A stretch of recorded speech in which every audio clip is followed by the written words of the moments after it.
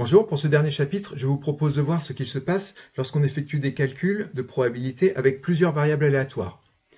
Alors, on va se donner deux variables aléatoires, x et y, et on va s'intéresser à deux paramètres, l'espérance, paramètre de position, je vous rappelle c'est la moyenne, et l'écart type, paramètre de dispersion. On va commencer par l'espérance. Si je calcule l'espérance de a fois la variable aléatoire x plus b, je vais obtenir a fois l'espérance de x plus b. Qu'est-ce que ça signifie? Par exemple, si je fais un devoir, on va dire que les notes c'est x. Si je multiplie tous les notes par 2, par exemple, mon petit a, mon coefficient a, ça serait 2. Dans ce cas-là, la moyenne serait aussi multipliée par 2.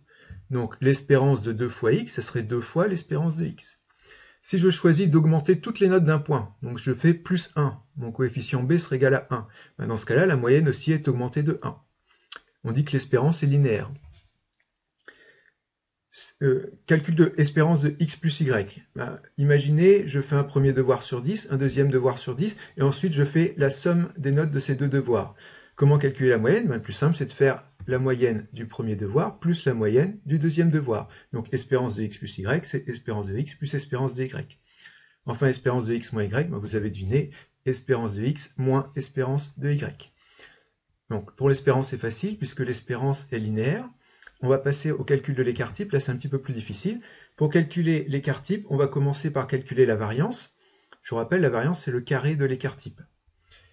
La variance de ax plus b, quand on effectue le calcul de la variance, on fait la moyenne des carrés moins le carré de la moyenne. Donc on va mettre les coefficients au carré, on va obtenir a carré fois v de x. Variance de x plus y, on va obtenir v de x plus v de y, mais attention, c'est vrai uniquement si x et y indépendantes. Donc vous ne pourrez utiliser cette formule que si dans l'énoncé on vous dit bien que x et y sont indépendantes. Pour v de x moins y, attention, il y a un piège. Comme quand on calcule la variance, on va mettre au carré, le moins va devenir plus, et donc on va encore obtenir v de x plus v de y. C'est pas une erreur, v de x moins y, c'est bien v de x plus v de y, toujours si x et y indépendantes. Et donc pour obtenir l'écart type, on va tout simplement calculer la racine carrée des résultats que l'on vient d'obtenir. Donc pour sigma de ax plus b, je vais reprendre la racine carrée de mon premier résultat, a carré fois v de x. Racine de a carré, ça me donne a. Alors là j'ai noté valeur absolue de a, parce qu'on prendra toujours la partie positive pour a, parce qu'un écart type est toujours positif, fois racine de v de x et sigma de x.